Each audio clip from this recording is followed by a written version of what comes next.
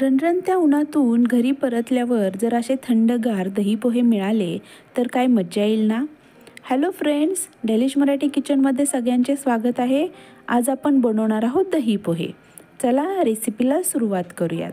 इथे मी 1 वाटी पोहे छान असे भिजवून घेतलेले आहेत. अर्धे वाटीला थोडीसं जास्त दही आहे.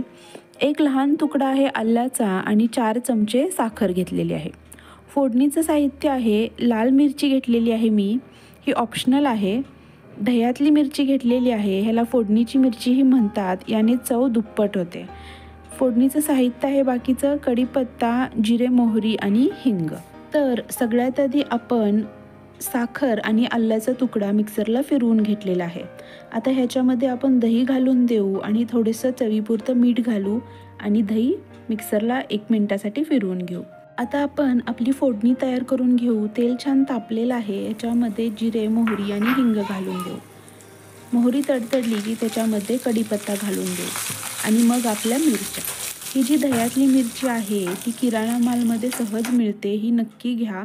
त्याच्यामुळे दही पोहे किंवा दही भात याची चव खूप छान होते आणि शक्यतो ही मिरची दही पोह्यामध्ये, दही भातामध्ये वापरतातच. ठीक आहे, फोडणी आपली झालेली आहे. गॅस बंद करून द्या. आता एका बाउलमध्ये आपण भिजवलेले पोहे घेऊयात.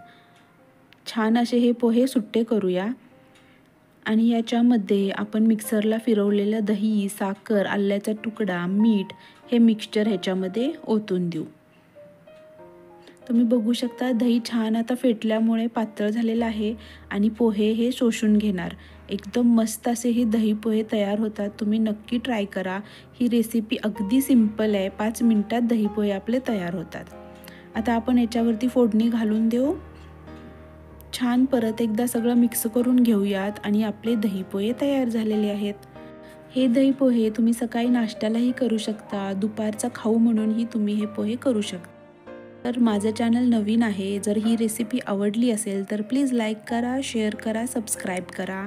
माझी रेसिपी बघितल्याबद्दल थँक्यू सो मच.